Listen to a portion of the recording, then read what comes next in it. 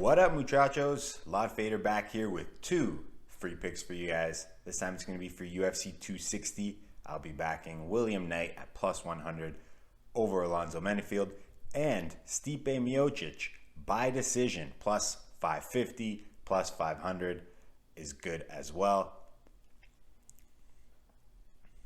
So there's a lot of similarities between the two guys that we're fading. Alonzo Menifield, only 2 of his first 9 professional fights made it past the first round. None made it past the second round. For Ngannou, 8 of his 10 most recent fights haven't made it past the second round. Haven't made it past the first round, actually. I don't know why I wrote second. So neither guy has had a ton of octagon experience relative to the number of fights they've had. And neither guy has had much success in the fights that make it past the first round. The 2 fights in Ngannou's 10 most recent that made it beyond the first round, he lost. And Alonzo Menifield's 2 most recent fights were his longest, and he also lost both of those. Both guys very capable of landing that one big shot that can turn the lights out. But if they don't, how are they going to win the fight? Against Devin Clark, Menifield comes out swanging. Can't get the finish. And the more experienced, more well-rounded Clark uses his wrestling to grind out a win against an exhausted Menifield. Kinda like Ngannou's fight with Stipe. And both guys looked awful in the very next fight after the first losses of their mixed martial arts careers. Ngannou versus Derek Lewis and Menifield versus Ovince St. Preux. Menifield looked like he had no clue what he was doing out there against St. Preux. That was his most recent fight. He spent most of the fight sidestepping around the octagon, unsure when to attack, unsure when an attack was coming. William Knight knows what he wants to do. When he strikes, he rarely throws more than 1 strike at a time. He's got a lot of power, so that works for him. He doesn't need to throw combinations to do damage. His striking defense isn't very good, doesn't move his head much and keeps his head up straight. But he also doesn't give his opponents a lot of openings to counter him by sticking to 1 strike at a time. His strike of choice is the kick, loves throwing kicks to the legs, kicks to the body.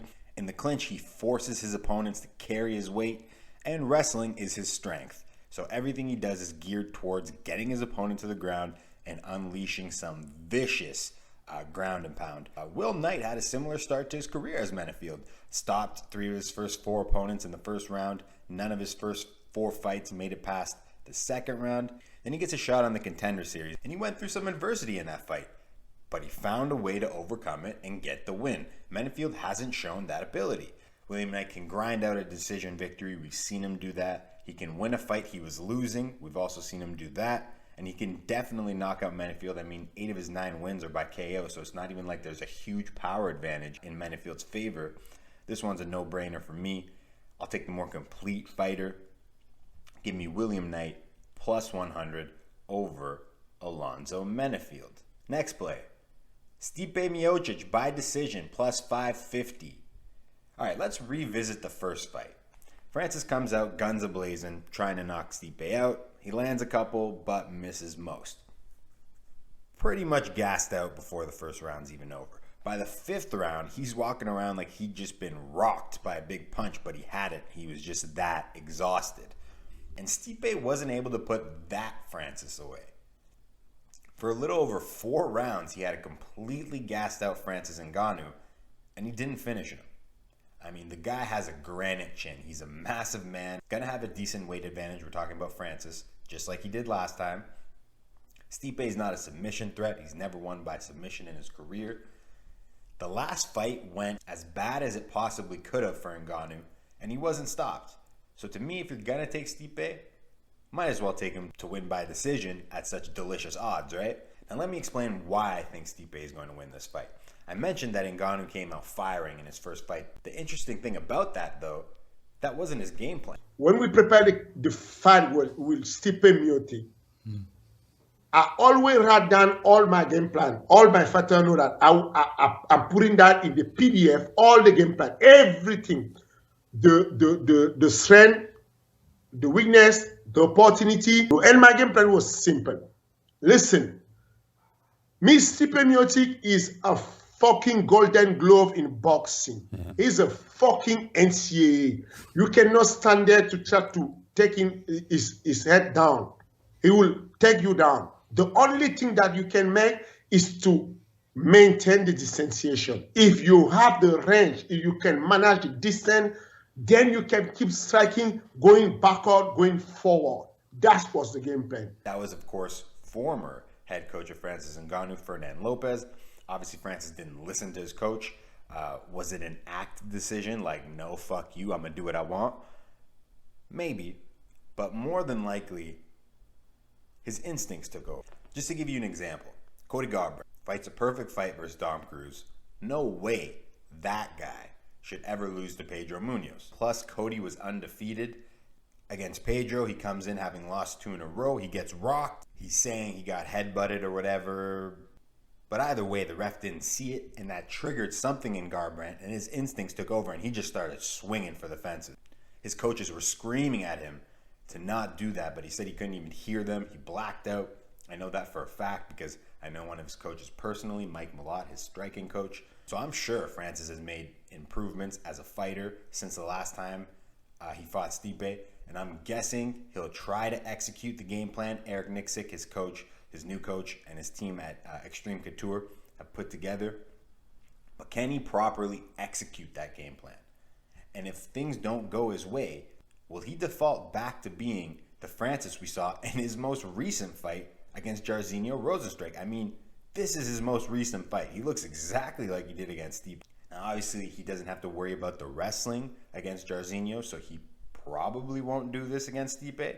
But don't be surprised if he does, because that's how Francis has won all of his fights.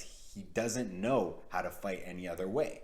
The great fighters are resilient, mentally tough. They stick to the game plan no matter what. Like Stipe, after he got knocked out by Daniel Cormier and then lost the first 3 rounds in their rematch. He didn't come out in the 4th round swinging like a wild man trying to get a finish. He stayed patient, continued working the body. That's the one adjustment he did make. Started going to the body more. He hit him 11 times in the 4th round alone. Wait, just think about that for a second. Stipe gets knocked out by this guy, then loses 3 straight rounds. To have the mental fortitude and strength to believe you can still win is what makes this guy so special. He really doesn't get enough credit. So do I trust Stipe Miocic with my money? Yes. After the first fight with Stipe, Francis looked lost in his next fight versus Derek Lewis. A lot of people dismissed that fight as kind of an off night. But after hearing what Fernand Lopez said, it paints a much clearer picture. Because Francis left Fernand Lopez after the Derek Lewis fight, not after the Stipe fight. Francis was trying to fight the way Lopez wanted him to fight against Stipe. That's why he was so hesitant. He didn't really know what to do. He's never fought an all-around technical fight.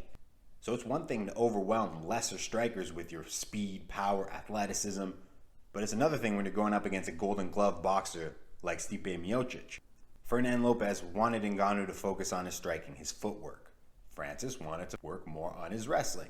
But Ngannou's takedown defense was never bad. In his very second fight in the UFC, he stopped 4 of 6 takedown attempts from the most prolific wrestler in the history of the division, a guy who has a 54% takedown accuracy rate. Here we see him do a great job of using an underhook to get back to his feet against Blades.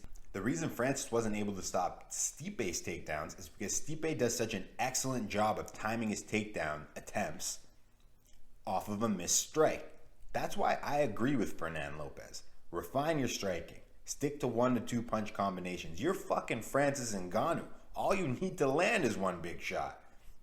Look at the way Derek Lewis beat Curtis Blades. Lewis threw 7 punches in that entire fight, and most came after he already knocked Blades out. And I mean, look at what Fernand Lopez is doing with Ciryl Gane. This guy clearly knows what he's doing as an MMA coach. Gane is everything Fernand Lopez wanted Ngannou to be. So to me, Francis's only shot in this fight is to land that one big blow that knocks Stipe out. He's just not a complete mixed martial artist, and I'll take the better all-around fighter every single time. So that's who I'm backing. Will Knight, plus 100, and Stipe Miocic by decision, plus 550. Thanks for watching. Best of luck if you're tailing. Adios.